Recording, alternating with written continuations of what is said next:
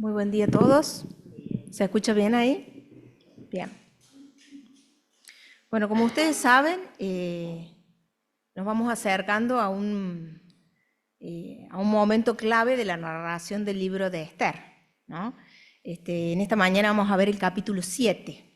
Yo le puse como título La hora de la verdad, ¿no? Porque es el momento para el cual Esther se ha preparado.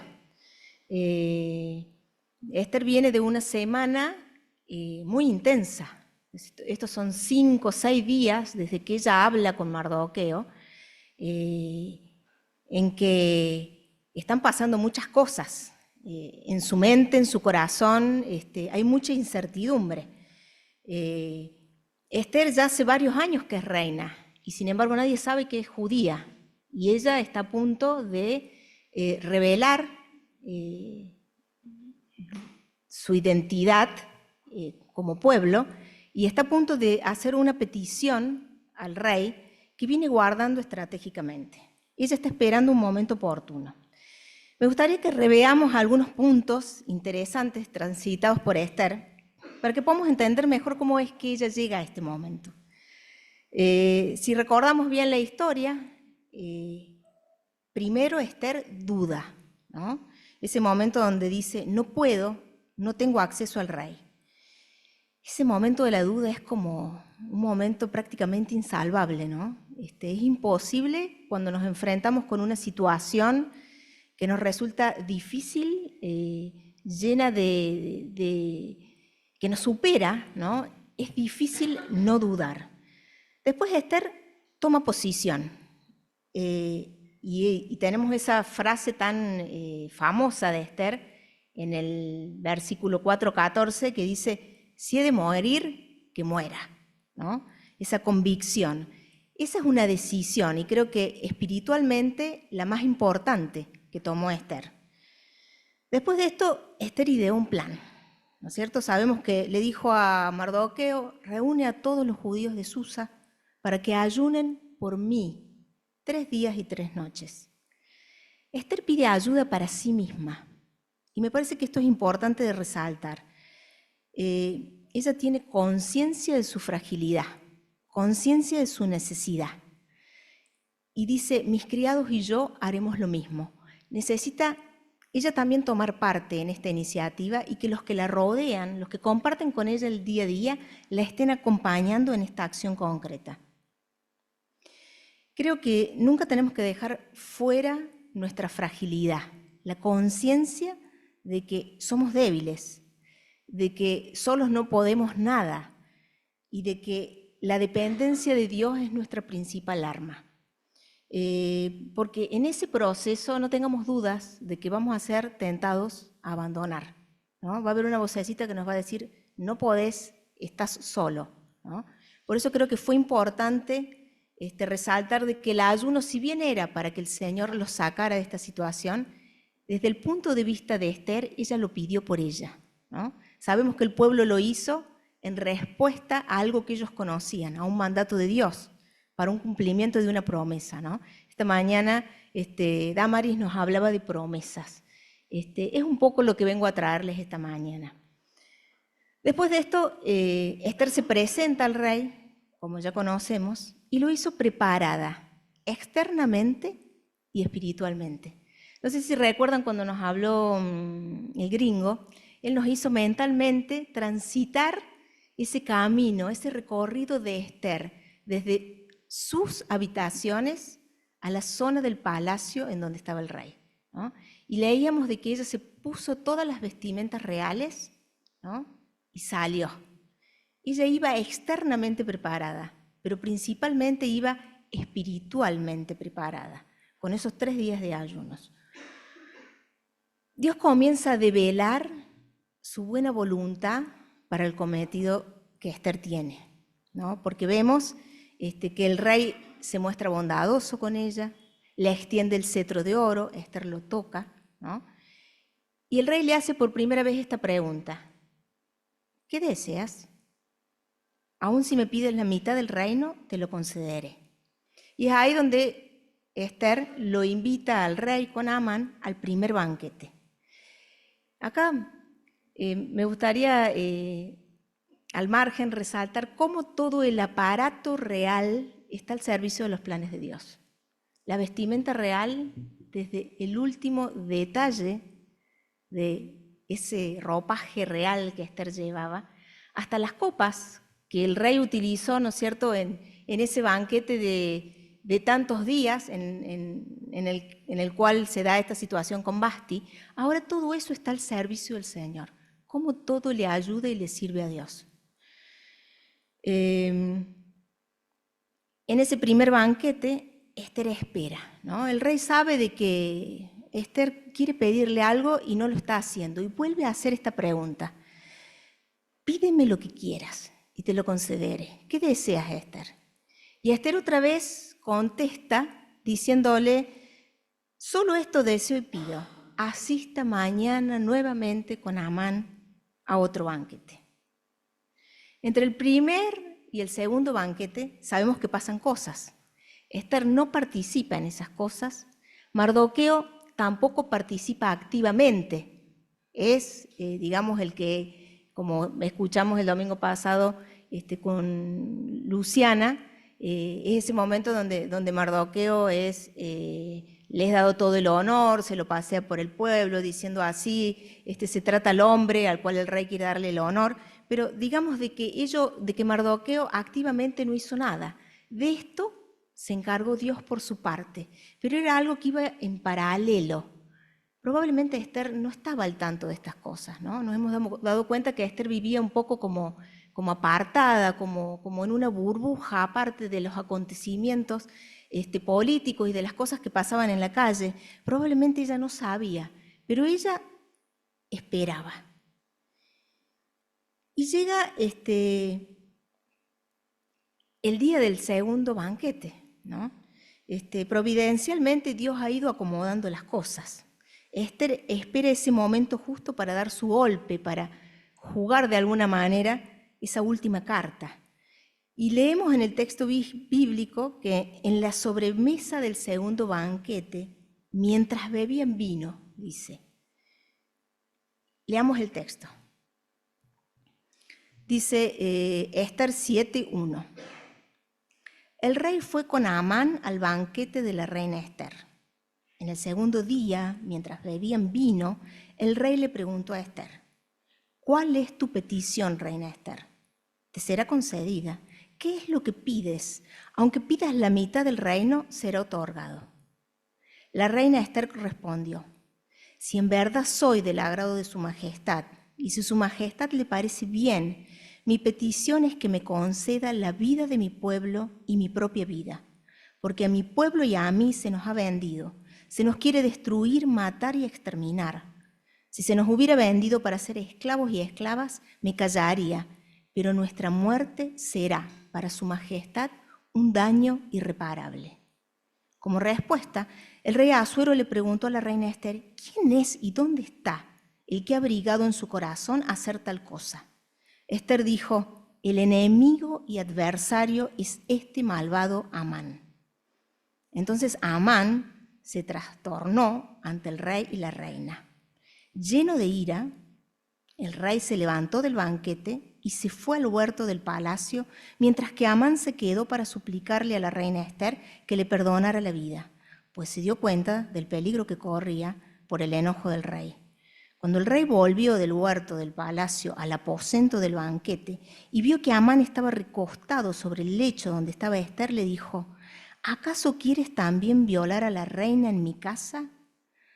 Al proferir el rey estas palabras, le cubrieron el rostro a Amán. Entonces Harbona, que era uno de los eunucos del rey, dijo: en la casa de Amán hay una horca de 50 codos de altura. La mandó a hacer a Amán para colgar a Mardoqueo, que fue quien habló en favor del rey. El rey ordenó: cuelguen en ella a Amán. Y así Amán fue colgado en la horca que había mandado a preparar para Mardoqueo. Con esto, la ira del rey se calmó. Esther llega a este momento de máxima tensión físicamente sola. Se enfrenta a un rey voluble, de ánimo impredecible, y a un funcionario malvado. No está Mardoqueo, no están sus doncellas. Pero Esther sabe que hay una comunidad completa que ha ayunado y ha orado 3 días enteros por ella. Hay ciertas promesas que ella ha creído y a las cuales ella se ha aferrado todos estos días de incertidumbre y de pesar. Fíjense en el texto que ella llama a Amán enemigo y adversario. Y la estrategia de Amán, si miramos en detalle, no es otra que la estrategia de la serpiente. Recordemos un par de capítulos atrás, en el momento en que Amán se dirige al rey para obtener su aprobación para la exterminación del pueblo judío, él le dice así: hay cierto pueblo esparcido entre todas las provincias del imperio.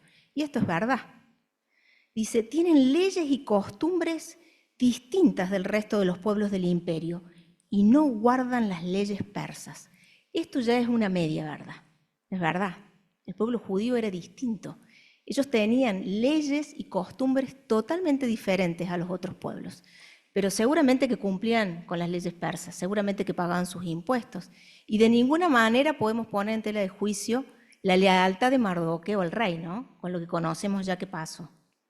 Y por último dice Amán al rey, no le conviene tolerarlos.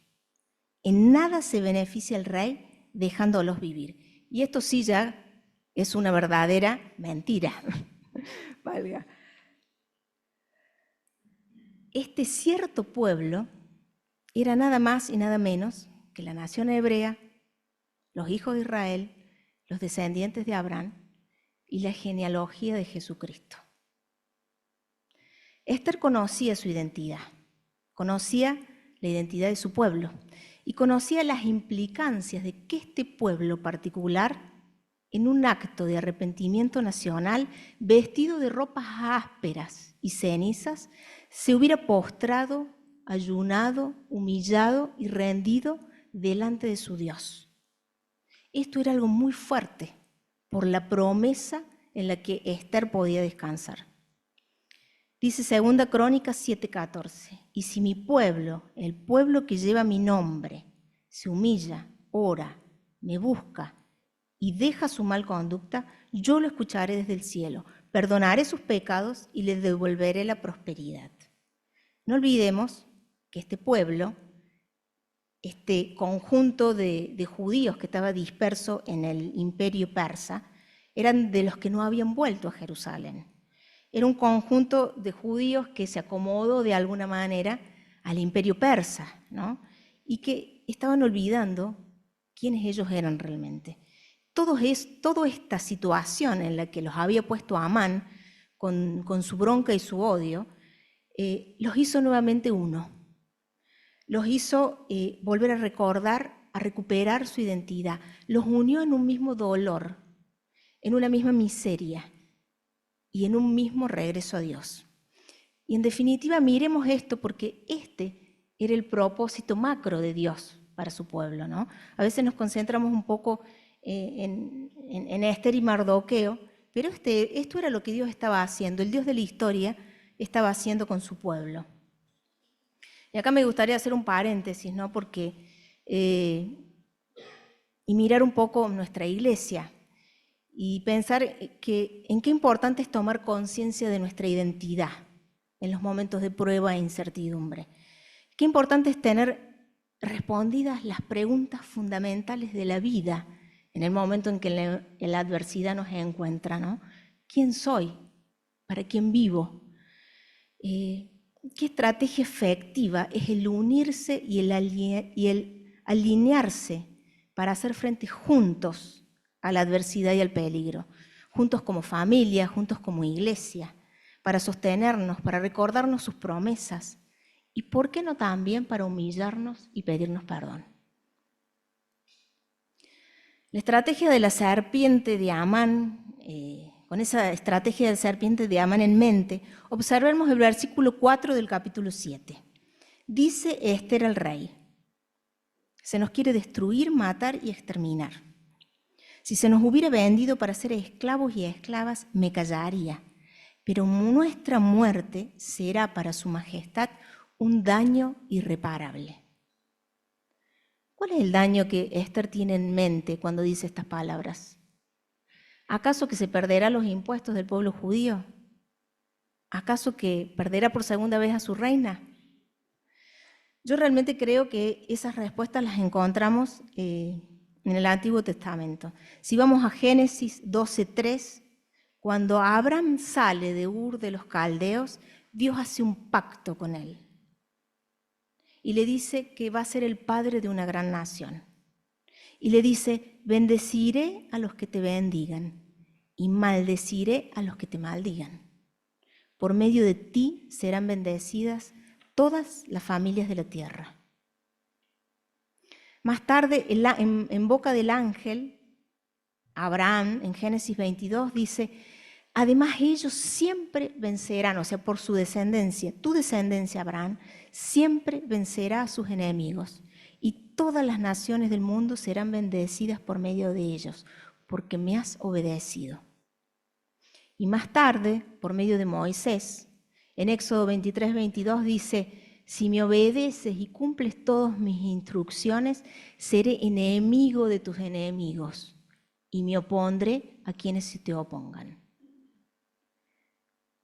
Dios se ocupó de que Amán también supiera esto. Y lo hizo, fíjense, a través de la boca, nada más y nada menos, de su esposa Zeres, cuando le dijo, si este Mardoqueo, delante del cual has comenzado a caer, es judío, no podrás con él, fracasarás.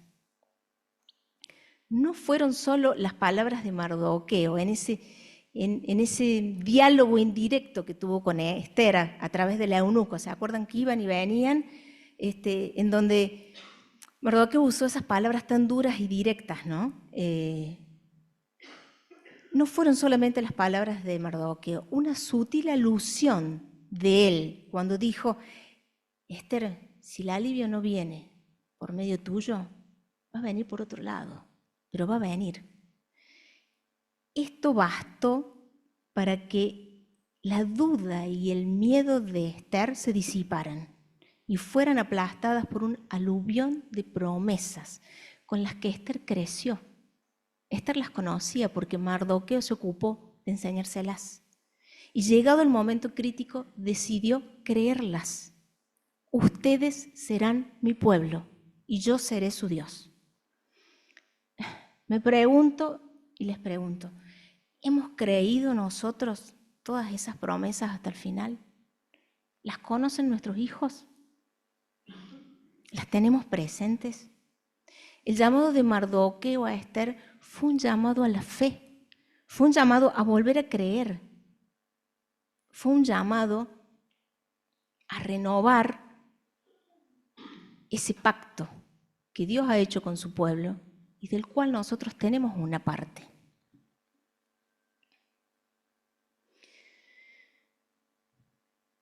Si pensamos si el pueblo fue salvado o liberado por la estrategia de Esther, hemos hablado tanto de la estrategia de Esther, de su belleza, de su ingenio, de su inteligencia femenina. ¿Fue el pueblo salvado por esto? ¿Fue el pueblo salvado por el ayuno y la oración del pueblo judío? Tiendo a pensar que no tenemos que idealizar a Esther, que no tenemos que idealizar a Mardoqueo. Sin lugar a dudas, ellos fueron herramientas que Dios usó, porque ellos decidieron traducir sus valores y su fe, su creencia en acciones concretas, en decisiones que tomaron y que expresaron, o sea, no esperaron de que Dios de manera mágica hicieran, sino que ellos tomaron parte en este plan. Fue sin lugar a dudas la fidelidad de Dios, el pacto de Dios con su pueblo, la manifestación de su providencia divina, el cumplimiento de su palabra poderosa. Dice Hebreos 1:3, y ya estamos en el Nuevo Testamento, Él sostiene todas las cosas con su palabra poderosa.